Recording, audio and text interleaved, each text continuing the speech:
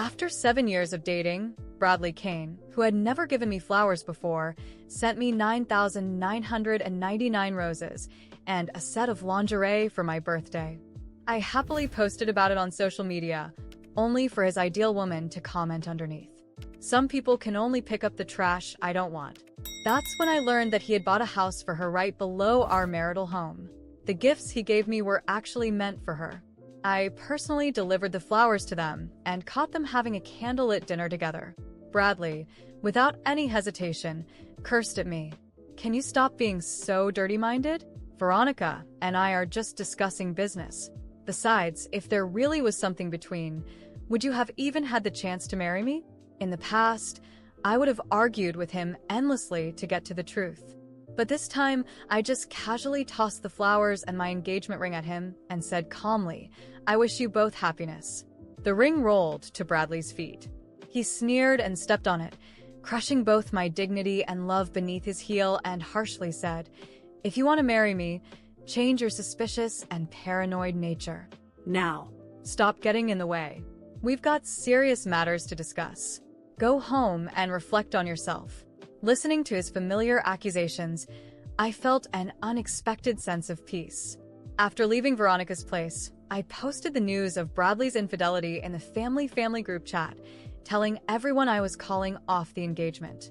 The man who never replied to my messages instantly posted a photo of his computer in the group, claiming just handling work with a female subordinate. Then he expertly shifted the blame onto me, saying, "Yasmin, you don't need to throw a tantrum just because I didn't buy you that 8,000 wedding dress. I never even brought up the fact that you used my credit card to drink at bars with male friends." The once silent group chat suddenly erupted. My mother was the first to jump in, berating me with all sorts of vicious words, telling me I wasn't worthy of Bradley and demanding that I apologize to him. She even threatened that if I missed out on such a good marriage, she would to prove her point. Seeing this predictable outcome, I sighed softly and exited the group chat. After my parents divorced, my mother became increasingly irritable. Growing up in such a stifling environment, I had been drawn to Bradley's seemingly gentle and polite demeanor. But after 7 years together, I realized that he was nothing like what he appeared to be. His kindness and patience were reserved for Veronica Jones. His courtesy and respect were for strangers. With me, there was nothing but endless cold violence and hurtful, sarcastic remarks. He was particularly skilled at provoking me into anger in front of others, watching me break down and cry, furiously questioning him while he pretended to be the understanding one, generously offering forgiveness. Everyone thought I was just an unreasonable, crazy woman. But this time he had miscalculated. Only those who are unwilling to let go cause a scene. A heart that is already withered will not be stirred by him again. When Bradley returned with a wilted bouquet of roses, I was lying leisurely on the sofa, scrolling through my phone. He scoffed, "Why haven't you cooked dinner? Still mad? Enough is enough. Haven't you always wanted me to buy you flowers? I got them, so stop sulking." He threw the wet roses in front of me. I used to envy the girls walking down the street holding fresh bouquets, their faces filled with happiness. I had mentioned it to Bradley many times, but he was always impatient. He scolded me, "If I'd known you were such a vain woman, I wouldn't have gotten involved with you. It's not that I can't afford it, but Yasmin, do you, an unaccomplished housewife who only washes clothes and cooks, even deserve it?" He accused me of being lazy and materialistic, conveniently forgetting that it was he who lured me into quitting my job with the promise of marriage. In Bradley's eyes, I was only fit to be his maid. He was too stingy to buy me a single rose, but had no problem gifting Veronica a house and a sea of flowers. Just earlier, I saw a post on Veronica's social media. They had taken a rose petal bath together, laughing and playing in the tub. After ruining those 9,999 roses, they picked out a few intact ones and brought them to me. I looked at the bouquet in disgust and kicked it away with my foot. Then I lifted my gaze to Bradley and said, "Seriously, I don't like dirty secondhand goods. I don't like dirty secondhand men." Even more, upon hearing my words, Bradley's face darkened immediately. He said, "Yasmin, what right do you have to talk to me like Don't forget you're living in my house. I'm the one supporting you. I wanted to retort. In the 7 years we'd been together, we always split expenses equally. Even after quitting my job, I used my own savings. Before I could speak, the oven beeped. I was too tired to argue with him, so I put on gloves and took the cake out. Bradley furrowed his brows as he stared at the cake for a while, then softened his tone. Is today your birthday? Today was my 30th birthday. It was also the 7th anniversary of being with Bradley. I had spent the whole day baking the cake by hand, hoping to celebrate together after he finished work.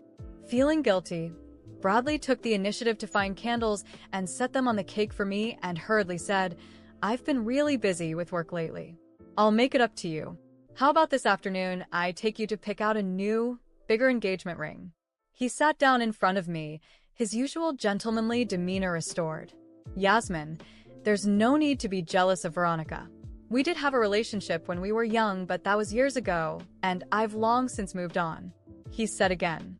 Had he really moved on? I still remember when we hadn't been dating for long. I brought him lunch one day and overheard a conversation he was having with his friends. They asked him why he was with me. He said, anyone is fine as long as it's not Verona.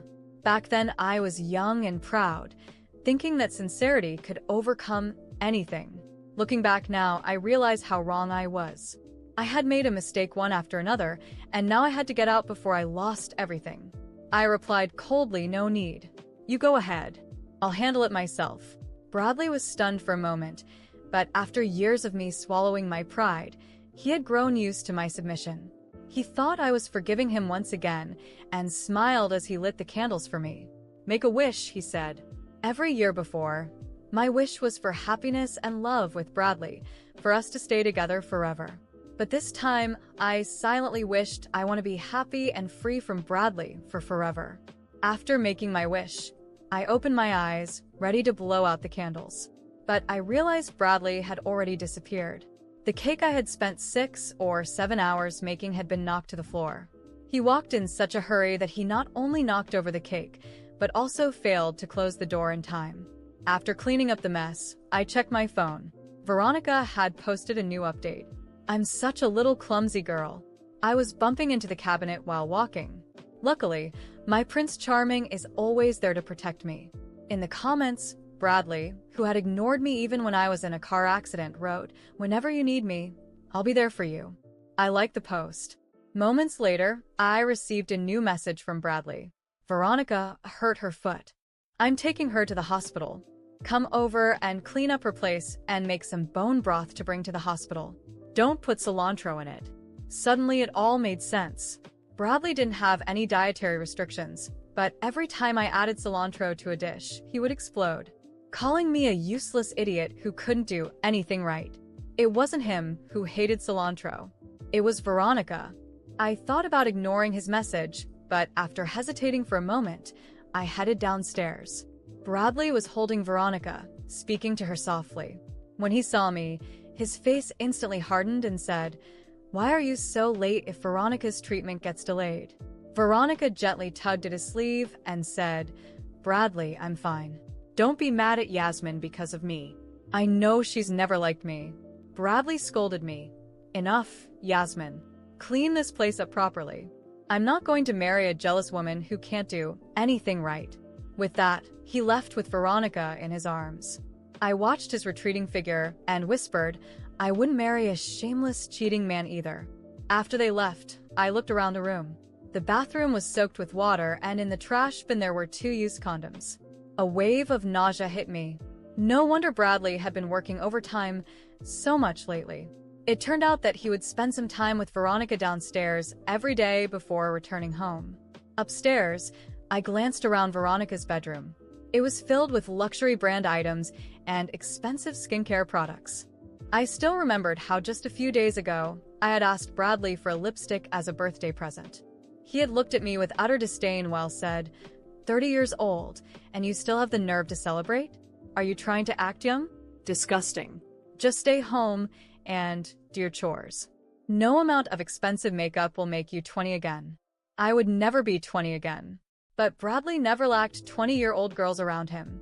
His so-called ideal woman, Veronica, was probably just as favored among them. I took a deep breath and started taking pictures of everything in the room. Then I returned upstairs to pack my things.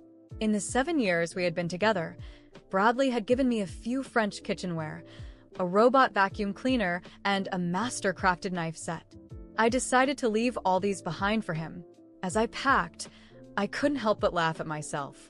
Veronica's things downstairs filled the room, but in this place where I had lived for years, everything I owned could fit into one suitcase. When I was done, I called my best friend, Meryl Jane, who was overseas. After 3 missed calls, she finally picked up. I held back my tears and said, "Meryl, I was wrong. I shouldn't have given up my career and my life for Bradley. I regret it. I want to come find you." Meryl called me a fool and said I deserved it before hanging up. I sat in the empty room, sadness overwhelming me. Flashes of all the time she had tried to talk sense into me came to mind, and I remembered the look of disappointment on her face when she left. As the tears started falling, a new message popped up on my phone. Meryl had bought me the earliest available ticket 3 days from now at noon. The tears I had been holding back for so long finally burst out, tears for myself and for the 7 years I had wasted. I sat at the edge of the bed that night, staring at the open suitcase on the floor. A suitcase far too small to contain 7 years of a relationship. What I felt most wasn't anger, but an overwhelming emptiness, as if everything I had been during those years had disappeared along with the cake smashed on the floor. I didn't know what was coming next, but I knew I couldn't stay here a moment longer. Bradley had left, as he always did, probably to comfort Veronica. Meanwhile, I was here alone, cleaning up both the physical and emotional mess he had left behind. The candles he had stuck on the cake were thrown in the trash, and the sweet scent of frosting still lingered in the air, a scent that now only filled me with disgust. I called Meryl again. She answered on the second try, her voice tired but firm. "I knew you'd call," she said. "So, you finally opened your eyes?" I couldn't respond right away, feeling my throat tighten. "Yes," I whispered. "But I'm scared, Meryl. He's taken so much from me that I don't even know who I am anymore." Meryl was blunt. "That doesn't matter right now.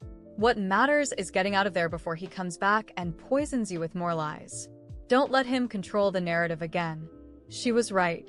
Bradley had always been a master at twisting facts, making me feel crazy, small, and wrong for asking the bare minimum. But not this time. I was determined to leave, and nothing would change my mind.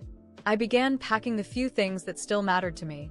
Among clothes and objects, I found an old notebook where I had written dreams and plans for the future, long before meeting him. As I flipped through the pages, I found a list: go back to school, travel abroad, learn French, open my own business. It was a painful reminder of everything I had abandoned for him. While gathering the remnants of my dignity, I received a text from Bradley. "Veronica's not feeling well. Come here and bring the broth I asked for. And clean her place while you're at it." For a moment, I stared at the screen, almost in disbelief at his audacity. Did he really think I would rush over to serve his mistress, like some obedient maid? Part of me wanted to reply with a scathing message, but another part knew words would have no effect on someone so selfish and callous. Instead, I did something I never thought I'd have the courage to do. I took screenshots of every message, including the romantic ones between him and Veronica that I had discovered weeks ago. I made sure to include pictures of the candles and the ruined cake on the floor. And finally, I snapped a photo of my packed suitcase. Then I posted everything on social media, no filters, no holding back. Almost immediately, my phone began buzzing with notifications. Friends, acquaintances, and even family members reached out. Some offered support, while others, predictably, criticized me for airing dirty laundry in public. I didn't care. The truth needed to come out. It felt like I was exorcising years of lies and humiliation. Bradley wasn't far behind. He started calling nonstop, but I declined every call. Then the texts came. "Delete that now, Yasmin. You've gone too far. Stop being childish. You're not going anywhere. Come home and we'll talk." Each message only strengthened my resolve to leave. He wasn't worried about me or our relationship, only his image. The more he tried to manipulate me, the lighter I felt, as if every step toward freedom was lifting a weight off my shoulders. Suddenly, I heard the sound of the front door opening. Bradley was back. My heart raced, but I took a deep breath. I wasn't going to hide. I wasn't going to back down. He stormed into the apartment, his expression livid, holding his phone in hand. "What the hell do you think you're doing, Yasmin?" he demanded, slamming the door shut. "I'm leaving," I said, keeping my voice calm, though my heart pounded in my chest. "No more lies, Bradley. No more manipulation. You can have Veronica, the wilted roses, and all your deceit." He laughed, a condescending laugh he always used to unnerve me.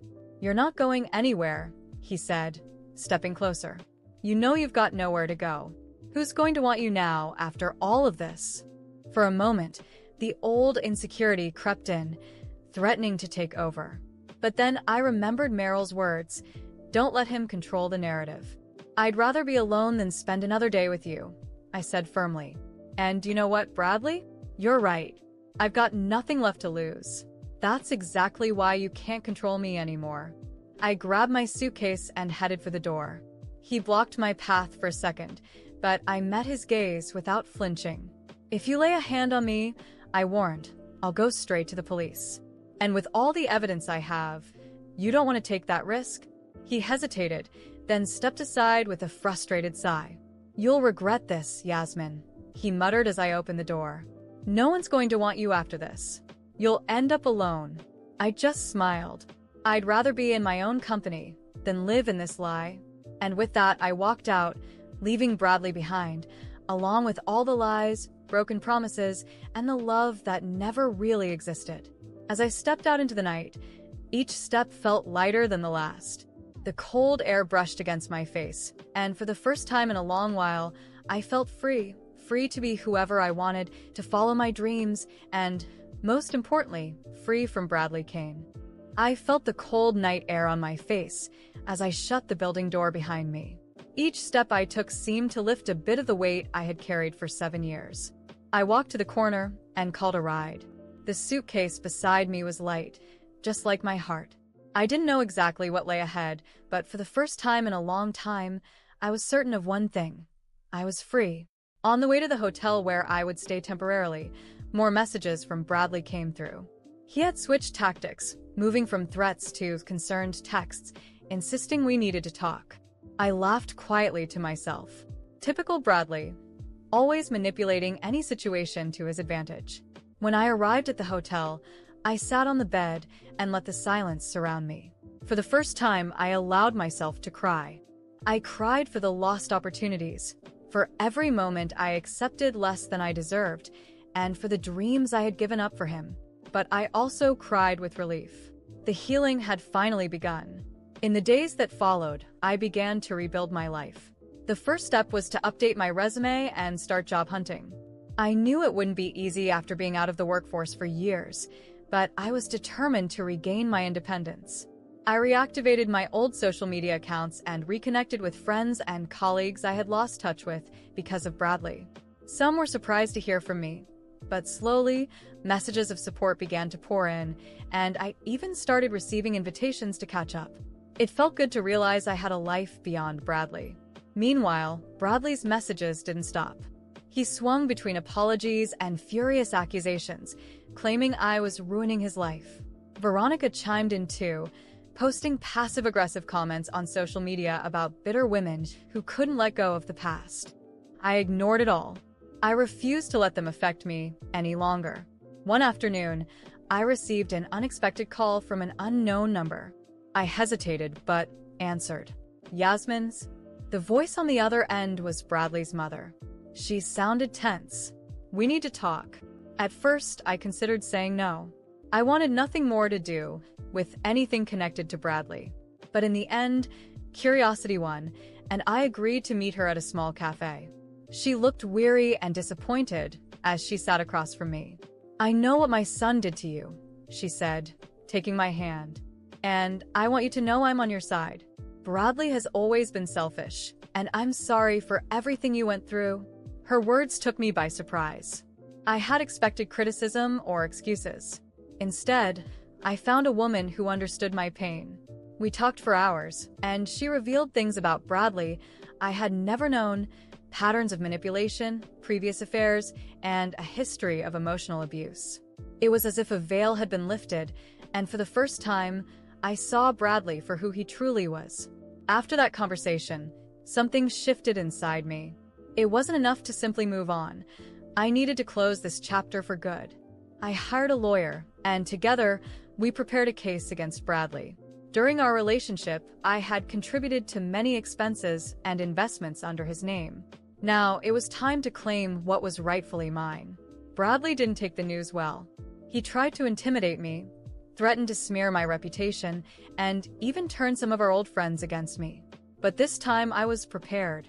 With my lawyer's help, I gathered every piece of evidence I had: abusive messages, receipts for shared expenses, and photos of the luxury items Veronica enjoyed, things he never once gave me. The court date arrived quickly. Sitting across from Bradley in the courtroom, I saw the same arrogant look on his face, as if he was certain he would win.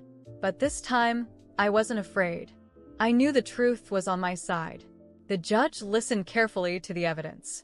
Bradley tried to twist the story, painting me as a vengeful ex trying to ruin his life.